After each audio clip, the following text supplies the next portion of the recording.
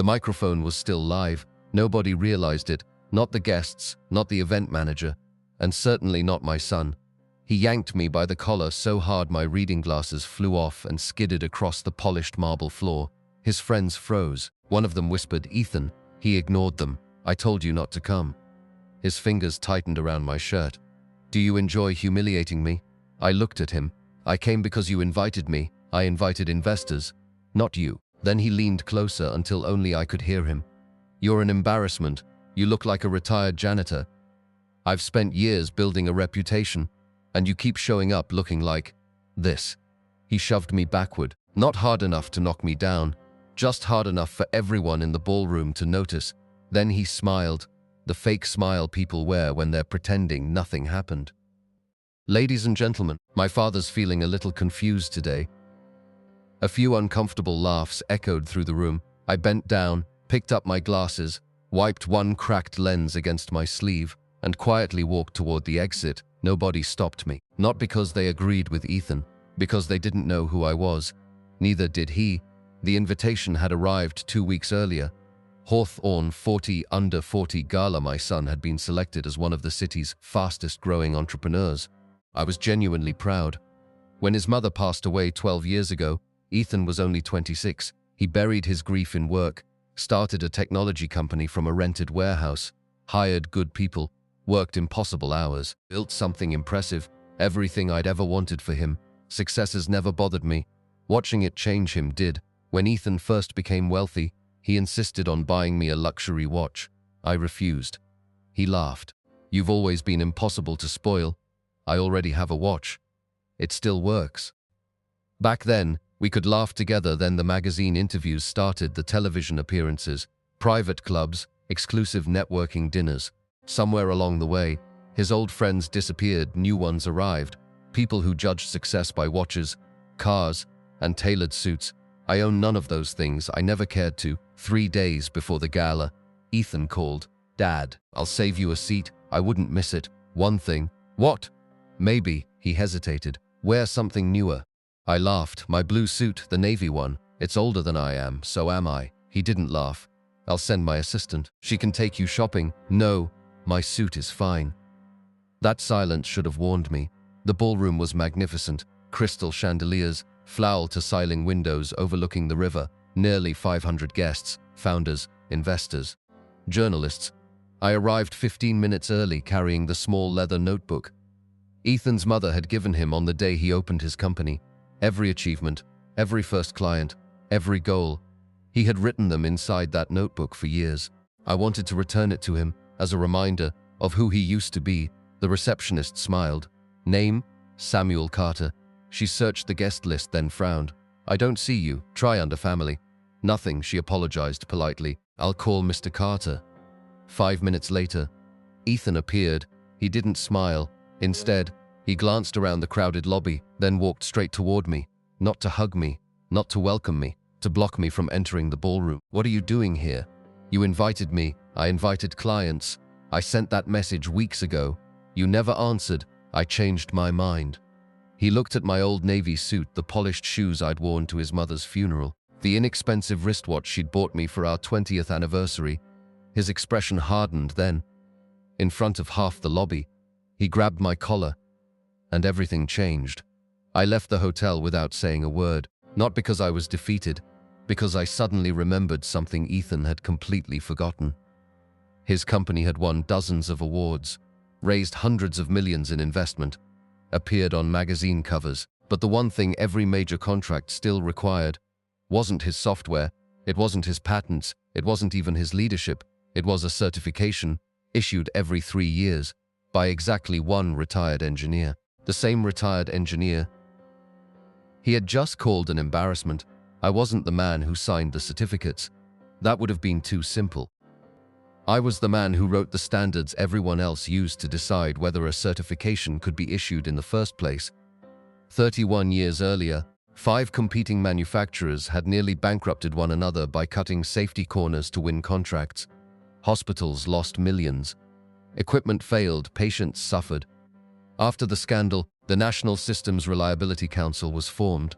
They didn't ask politicians to build the standards. They asked engineers. For almost 2 decades, I chaired the technical review committee. When I retired, I declined every consulting offer except one. Every 3 years, I reviewed only the most complex infrastructure platforms, submitted for Level A certification, no salary, no office, no publicity, just technical independence.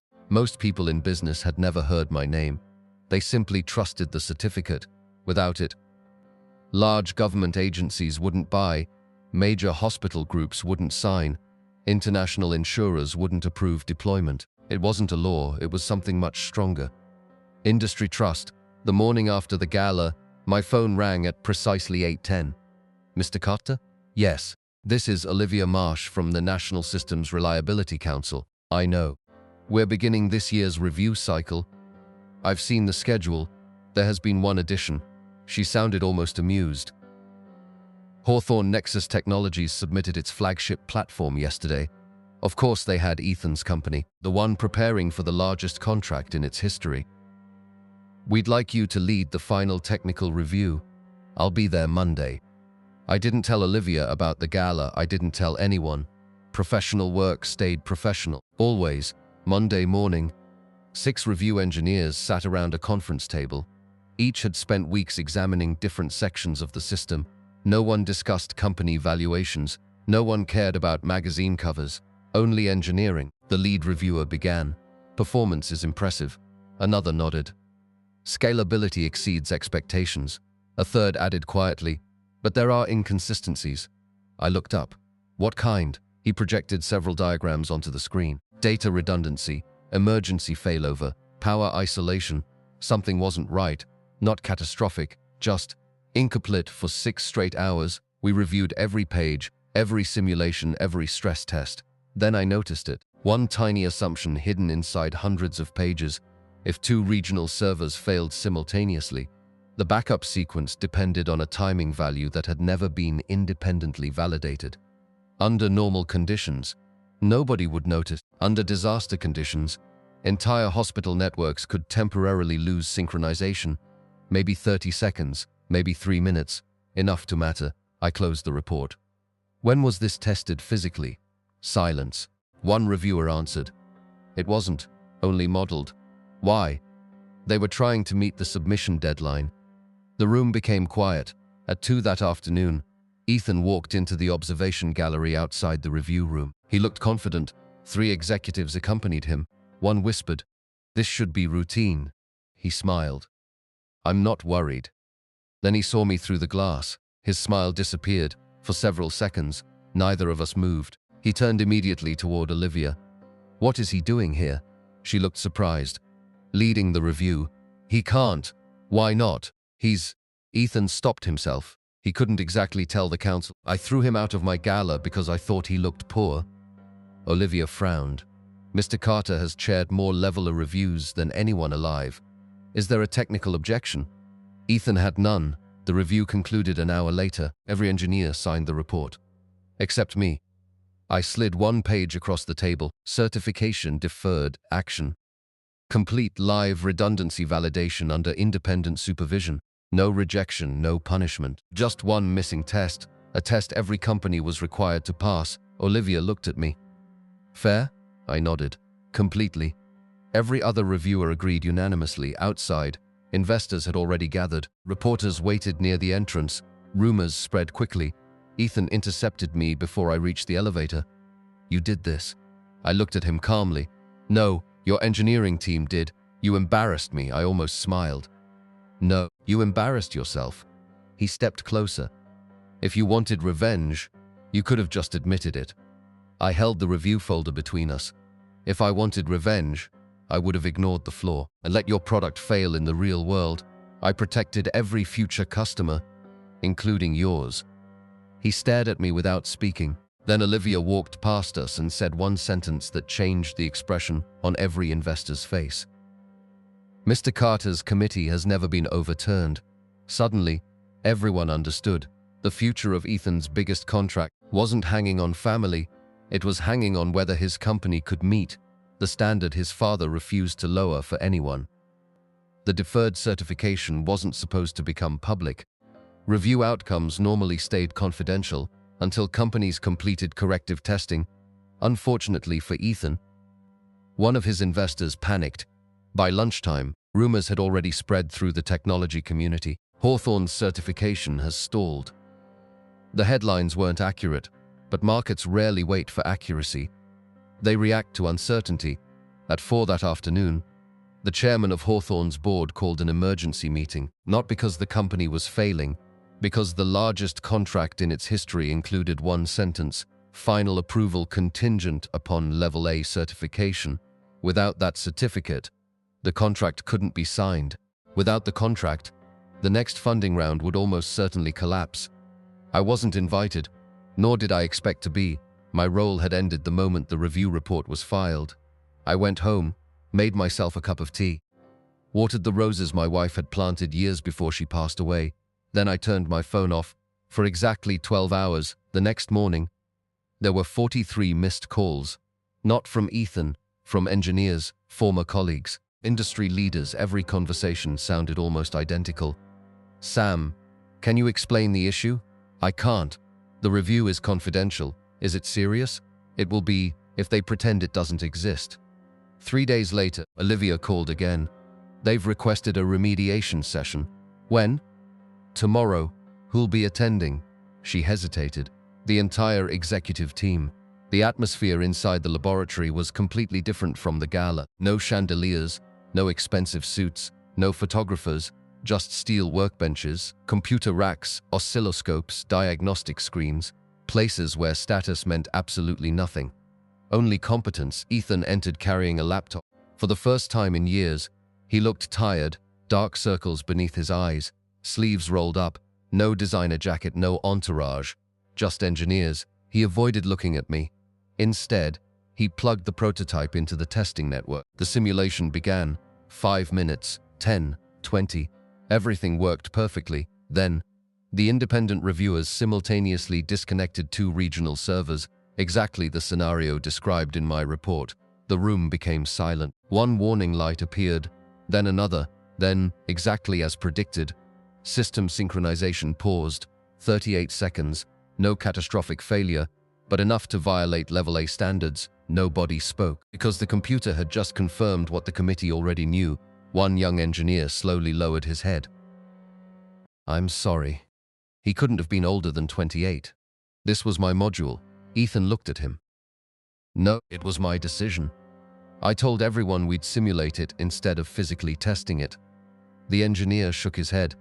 "I should have argued harder." Ethan surprised everyone. "No, you should have had a CEO who listened." That sentence changed the entire room. For the first time, he wasn't protecting his image. He was protecting his people. The following week, the engineering team worked almost without sleep. Not because investors demanded it, because now they wanted to build it correctly. Every evening I quietly reviewed their revised documentation, never giving answers, only asking questions. What happens if this switch fails? What assumption are you making here? Can another engineer independently prove your conclusion?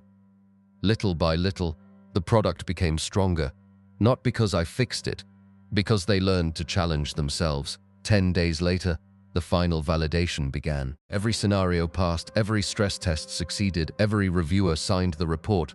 This time, I signed last. Olivia smiled.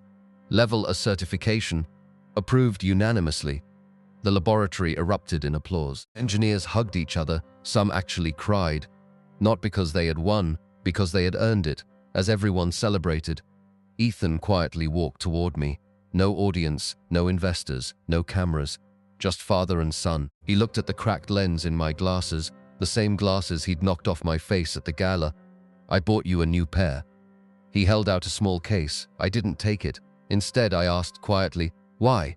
He looked down. "Because every time I saw these, I remembered the man I was becoming." Then he placed something else on the table, his company access badge, CO. He slid it across the steel workbench. The board offered to keep me. I turned them down. I frowned. "You built this company, I know, but I almost destroyed its culture." He looked around at the exhausted engineers laughing together. "They deserve a better leader." For the first time since he grabbed my collar, I saw my son again. Not the entrepreneur, not the celebrity, just the young engineer who once believed doing the job right mattered more than looking important.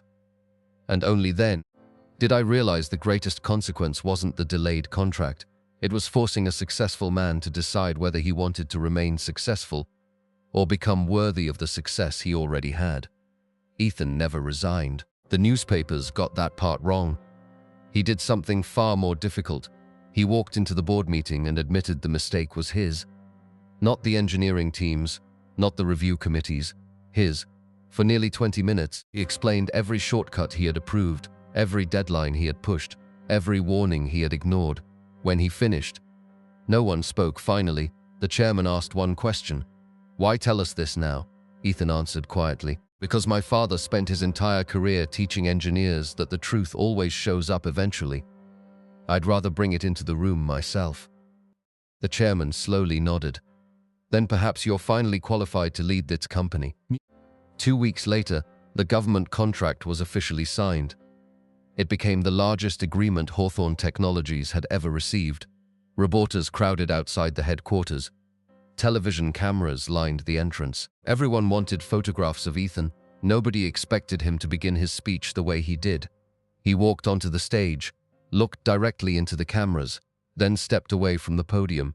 Instead, he walked into the audience, toward the very last row, where I was quietly sitting beside 2 retired engineers who had worked with me 30 years earlier. He held out the microphone. "Dad, I think this belongs to you." I shook my head. "It doesn't." "It does," he smiled sadly. "I've spent years giving speeches about innovation. I've never once talked about integrity, and that's why I almost lost both." The cameras immediately turned toward us. Every executive in the room watched silently. I stood, not because I wanted attention, because my son had asked me to. I looked around the room, hundreds of young engineers. Most had never met me, so I said only this. When you're building technology, people will eventually forget who designed it. They'll forget who sold it. They'll forget who invested in it. But they'll never forget whether it failed when they trusted it most. The ballroom became completely silent. So don't build products, build trust. I handed the microphone back to Ethan. That was enough. 3 months later, a package arrived at my front door, no return address. Inside was the old leather notebook I'd tried to give Ethan on the night of the gala. Only now, there was something new inside. The final page had been filled in. Underneath dozens of goals written over 20 years, Ethan had added one last entry. "The company survives only if its values survive." Tucked beside the notebook was another envelope, not a stock certificate, not a bonus check, a handwritten letter. "Dad, when I grabbed your collar, I thought I was protecting the image I'd spent years creating. The truth is, I was terrified my friends would discover I came from someone who cared more about principles than appearances. Now I understand that was the one thing I should have been proud of. You didn't make me successful. You made success worth having." I folded the letter carefully, then placed it inside the same drawer where my late wife's photographs had rested for years. She would have liked that. Not because Ethan became wealthy. She had never cared about wealth. She cared about character. The following spring, Hawthorne introduced a new tradition. Every employee, from interns to senior executives, spent 1 full day each year presenting a mistake they had personally made and what they had learned from it. No punishment, no embarrassment, only honesty. The event became known internally as the Integrity Session. Companies from around the country began copying the idea, not because it generated publicity, because it produced better engineers, better leaders, better decisions. As for me, I still wore the same old Navy suit, the same repaired watch, the same pair of glasses, although Ethan eventually convinced me to replace the cracked lens. Every year, I attended the company celebration. This time, no one checked the guest list. Young employees walked over just to shake my hand. Not because I held any position, not because I signed certifications, but because they had heard the story of the man who refused to bend the rules, even for his own son. Looking back, the moment Ethan grabbed my collar wasn't the day he became an embarrassment. It was the day he was given one final chance to stop becoming one. And that turned out to be worth far more than any contract, award, or headline either of us would ever receive.